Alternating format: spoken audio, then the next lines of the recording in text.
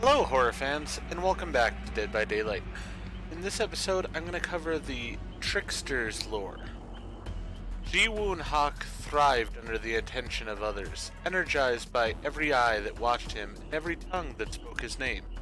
Amidst the prestige, he had only one desire: more. Even as a child, he found ways to draw crowds. Working at his family's restaurant, he attracted business with spectacles he performed using throwing knives. Gullible tourists believed that this was a traditional South Korean experience, gladly parting with their money to witness it.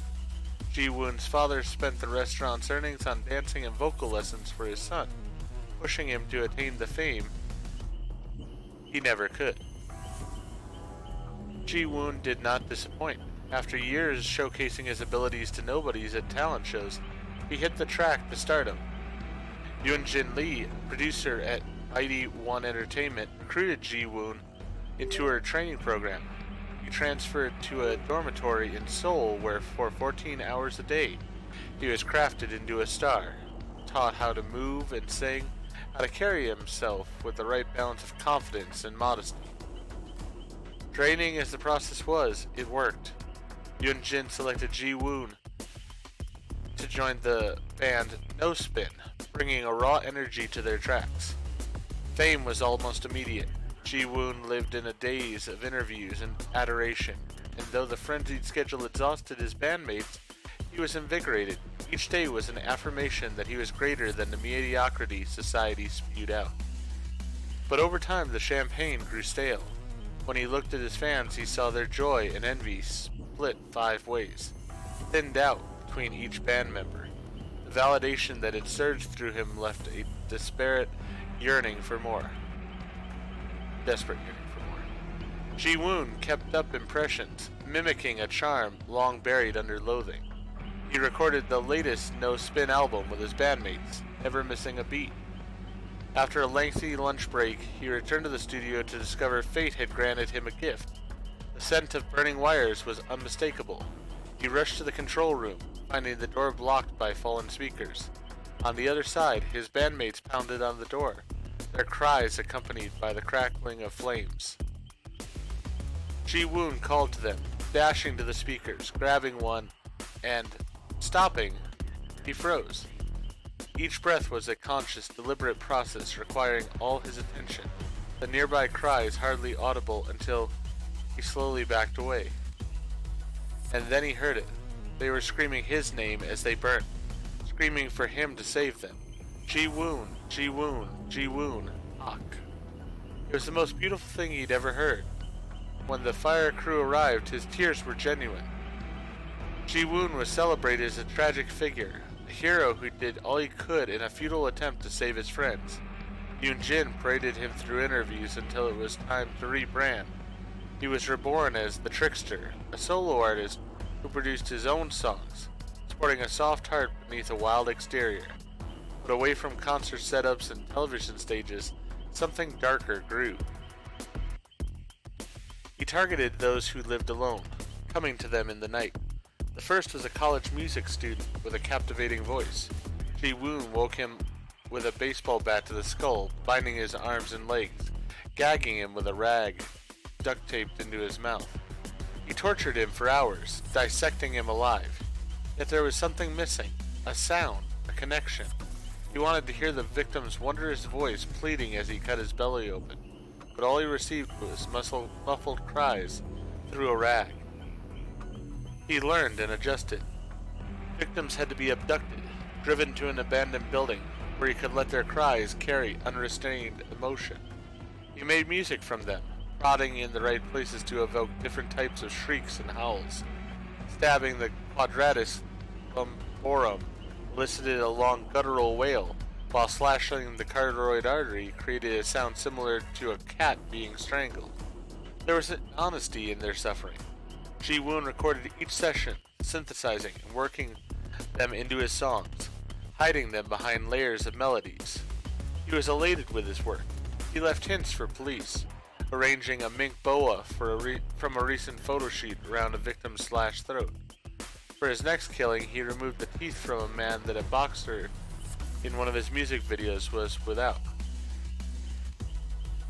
During a particularly audacious plea for attention, he killed a fan he had met during a VIP meetup, replacing her eyes with his diamond cufflinks, and writing, "I have seen God" in blood across her chest. Each scene was a dazzling spectacle. Between music and murder, Ji-woon's work was discussed globally. However, as violence became his preferred art style, his music career took a hit. Revenue was down, and Mighty One executives pointed their fingers at him. Yoon Jin, with professional fury, came to his defense, but she was outnumbered. It was decided that Ji-woon could no longer self-produce his songs. The decision was devastating. His tracks fused genuine humanity into music, yet executives rejected anything that wasn't generic and expected. And so be it. If they couldn't understand his art, he would incorporate them into it until they did. He had 3 months until he was to perform a private show for Mighty One's board members. 3 months to plan his magnum opus. He transferred obscene amounts of money to a veterinarian in exchange for canisters of nitrous oxide, then bribed the stage technician of Mighty One's private theater for access to the room. His celebrity granted him a benefit of the doubt no regular person could conceive. When the show was ready, gas seeped into the room as executives and stagehands awaited Ji-woon, conveniently running behind schedule. When he arrived, half-conscious bodies were splayed in their seats, crawling across the floor. He worked quickly, binding everyone, pausing only when he came to Yoon Jin. The woman had plucked him from a mudhole and set him on the path he deserved. She would be rewarded, granted special access to the coming display of wonder. Even under sedation, she fought, a raging storm within her, far stronger than the others. He propped her up as the lone audience member, prying her eyes open. The others, sniveling and sobbing, were brought on stage to perform their final act. With a contemptible sneer, he slapped makeup onto their faces and shone stage lights upon them. They became his instruments. To the sound of self-produced melodies, he tortured them, gracefully dashing from one body to another, conducting an operatic crescendo of their wailings. They shouted, whimpered, screamed, cried for their loved ones, cried for their mothers. It was a magnificent outpouring of emotion, of what it meant to be human, and they did it with their eyes fixed on Ji-woon. Viscera drained from the stage until, with the toss of his throwing knife, the final human instrument fell silent, and the music stopped. Covered in sweat and blood, an exhausted Ji-woon looked to Yoon Jin and bowed. Curtain call. He had attained perfection. With blade in hand, he made his way to Yoon Jin, prepared to tie up loose ends before the credits rolled. But as he reached her, the fog, from where he didn't know, but it billowed around them, damp, cool, comfortable. He saw the grand stage, hospitals and temples, forests and slaughterhouses, an eternal plain adorned with rusted hooks, sustained by the million eyes that would watch him, run from him, experience him. All he had to do was accept, become an implement of the fog, and most importantly, make them scream. Encore. If you enjoyed the story, please go ahead and click that like button. And if you've not already, please subscribe to the channel, click the bell icon, so that you're aware when I produce new videos in the future. Thank you. I hope to see you all in the fog.